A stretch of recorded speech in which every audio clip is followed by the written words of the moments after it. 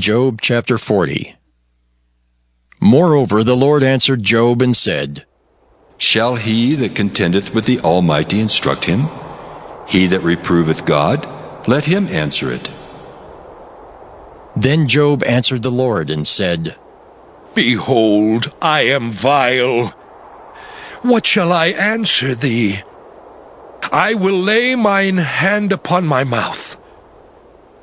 Once have I spoken, but I will not answer. Yea, twice, but I will proceed no further. Then answered the Lord unto Job out of the whirlwind, and said, Gird up thy loins now like a man. I will demand of thee, and declare thou unto me. Wilt thou also disannul my judgment? Wilt thou condemn me, that thou mayest be righteous? Hast thou an arm like God, or canst thou thunder with a voice like him? Deck thyself now with majesty and excellency, and array thyself with glory and beauty. Cast abroad the rage of thy wrath, and behold every one that is proud, and abase him. Look on every one that is proud, and bring him low, and tread down the wicked in their place. Hide them in the dust together, and bind their faces in secret. Then will I also confess unto thee that thine own right hand can save thee. Behold now Behemoth, which I made with thee. He eateth grass as an ox. Lo, now his strength is in his loins, and his force is in the navel of his belly. He moveth his tail like a cedar. The sinews of his stones are wrapped together.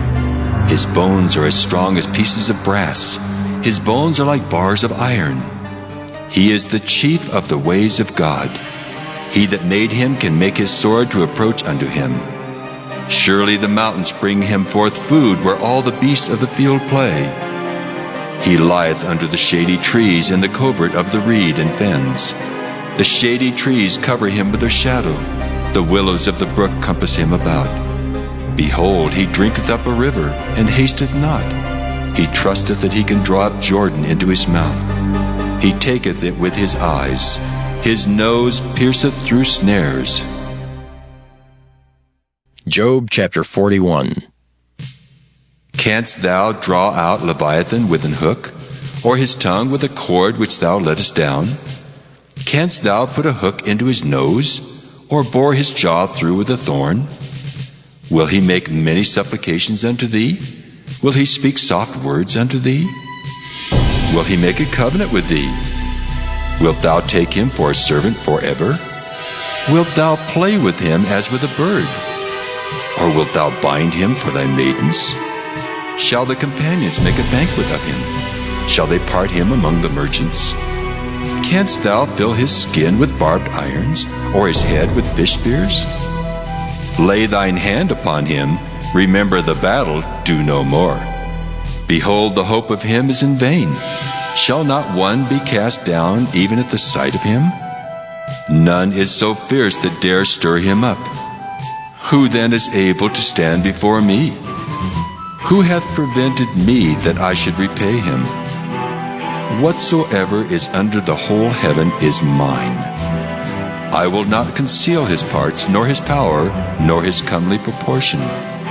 Who can discover the face of his garment, or who can come to him with his double bridle?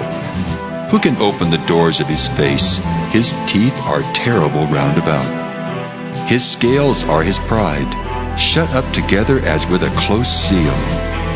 One is so near to another that no air can come between them. They are joined one to another. They stick together that they cannot be sundered. By his neesings a light doth shine, and his eyes are like the eyelids of the morning. Out of his mouth go burning lamps, and sparks of fire leap out. Out of his nostrils goeth smoke, as out of a seething pot or cauldron.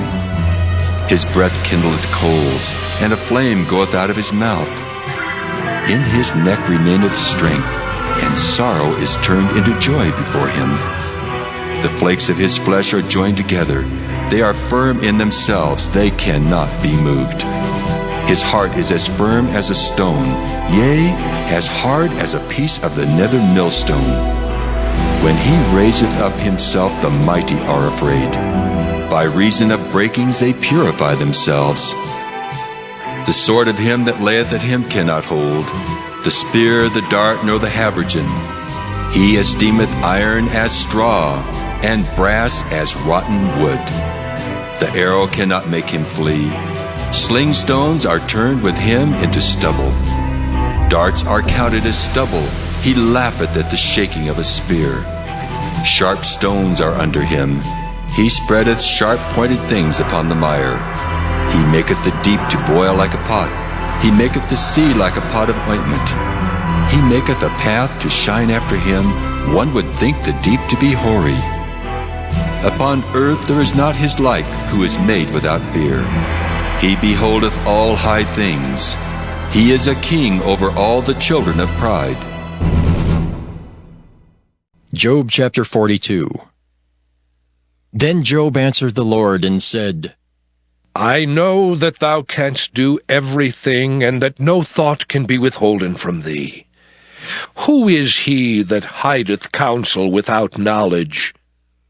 Therefore have I uttered that I understood not, things too wonderful for me which I knew not.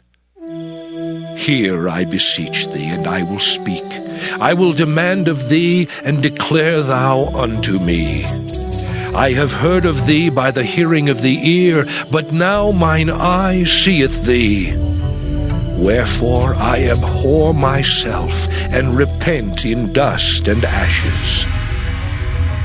And it was so, that after the Lord had spoken these words unto Job, the Lord said to Eliphaz the Temanite, My wrath is kindled against thee and against thy 2 friends.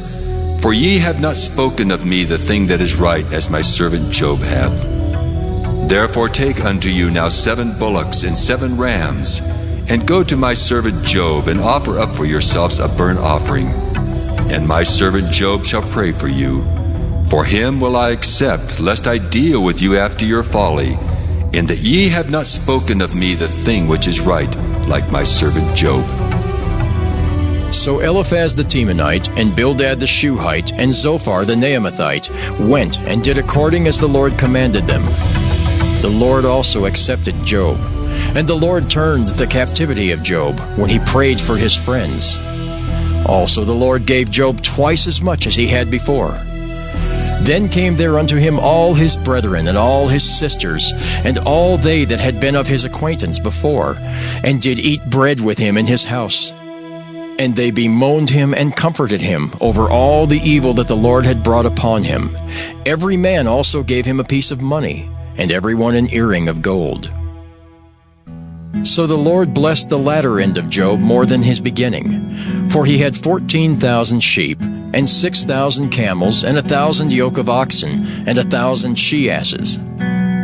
He had also 7 sons and 3 daughters, and he called the name of the first Jemimah, and the name of the second Keziah, and the name of the third Karen-Happuch. And in all the land were no women found so fair as the daughters of Job. And their father gave them inheritance among their brethren. After this lived Job 140 years, and saw his sons and his sons' sons, even 4 generations. So Job died, being old and full of days.